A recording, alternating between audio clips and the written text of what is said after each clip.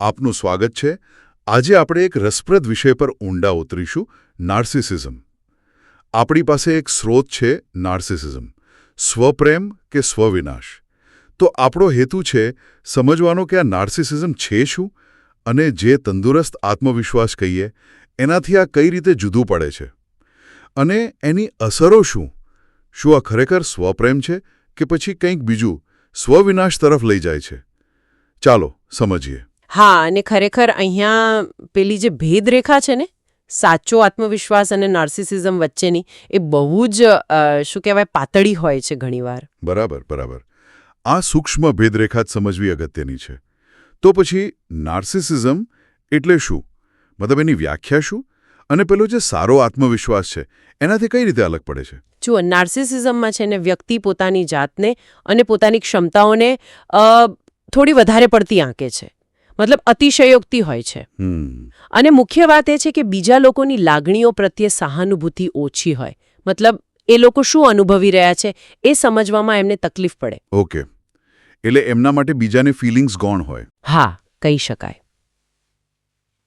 અને એમને સતત પ્રશંસા જોઈએ, માન્યતા જોઈએ, કોઈ વખાણ કરે ગમે. જ્યારે તંદુરસ્ત આત્મવિશ્વાસ જુદો છે. એ તો વાસ્તવિક સિદ્ધિઓ પર આધાર રાખે, તમારી જે સાચી ક્ષમતા છે એના પર. અને એમાં પોતાનું માન તો હોય જ, પણ સાથે સાથે બીજા માટે આદર પણ હોય. બરાબર. તો આ નાર્સિસિઝમના કારણો શું હોઈ શકે? પેલું સ્રોત શું કહે છે? એના મૂળમાં ઘણીવાર બાળપણના અનુભવો હોઈ શકે, જેમ કે મા બાપનો શરતી સ્વીકાર, કાં તો પછી કોઈ આઘાત લાગ્યો હોય, અથવા તો અત્યારનું જે સામાજિક દબાણ છે એ પણ ક્યારેક ભૂમિકા ભજવે છે. ઓકે, સ્રોતમાં એના બે પ્રકાર પણ કહે છે. એક ગ્રેન્ડિયોઝ એટલે કે અહંકારી, અને બીજો વલ્નરેબલ એટલે કે સંવેદનશીલ કે ભયભીત. આ શું છે? હા, બરાબર. ગ્રેન્ડિયોઝ પ્રકારમાં વ્યક્તિ એકદમ ખુલ્લેઆમ ઘમંડી હોય, પ્રભુત્વ જમાવવાની વૃત્તિ હોય, દેખાડો કરે. હા, જાણે પોતે જ સર્વશ્રેષ્ઠ હોય. બરાબર. અને વલ્નરેબલ પ્રકાર થોડો જુદો છે.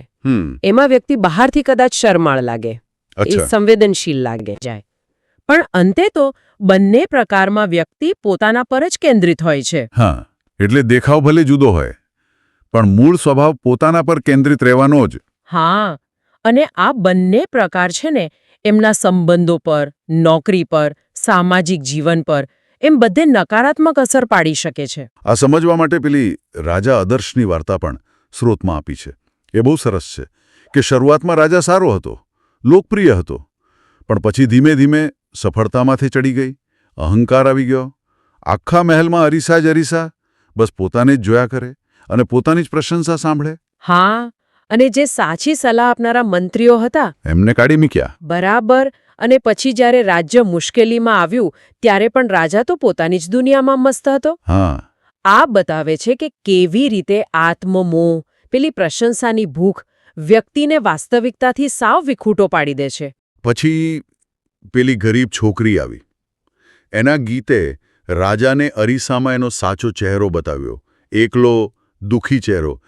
ત્યારે એને ભાન થયું કે સાચું માન તો સેવા કરવાથી મળે, ખાલી પોતાના વખાણ કરવાથી નહીં. સાચી વાત છે.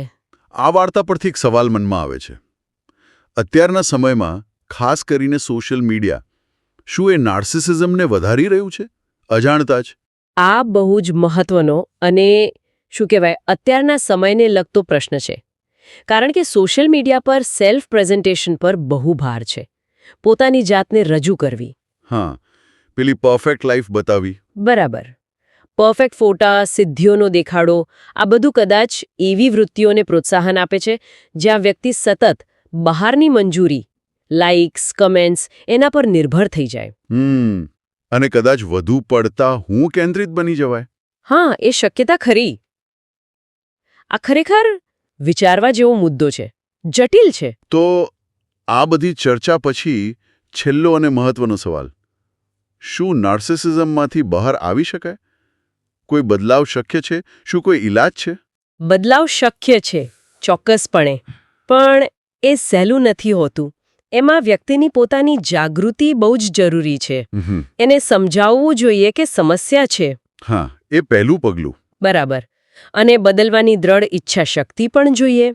ઘણીવાર લાંબા ગાળાની થેરાપી, કોઈ નિષ્ણાતની મદદ જરૂરી બને છે, કારણ કે આ વ્યક્તિત્વના ઊંડાણ સુધી જોડાયેલી બાબત છે. સાચી વાત. સૌથી અગત્યનું એ છે કે આપણે તંદુરસ્ત આત્મવિશ્વાસ અને બીજાઓ પ્રત્યે સહાનુભૂતિ એ બંને વચ્ચે સંતુલન જાળવતા શીખીએ. તો આખી વાતનો સાર એ થયો કે નાર્સિસિઝમ એટલે ખાલી વધુ પડતો આત્મવિશ્વાસ નહીં, પણ એ એક એવી માનસિકતા છે જે વ્યક્તિ માટે અને એની આસપાસના લોકો માટે પણ નુકસાનકારક બની શકે છે. બરાબર.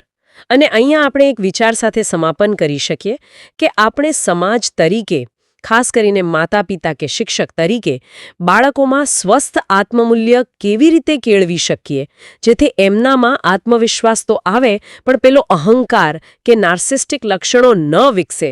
હા, આ બહુ અગત્યનો મુદ્દો છે. સ્વપ્રેમ અને બીજાનો આદર, એ બે વચ્ચેનું સંતુલન કઈ રીતે શીખવી શકાય, આના પર આપણે સૌએ વિચારવું રહ્યું.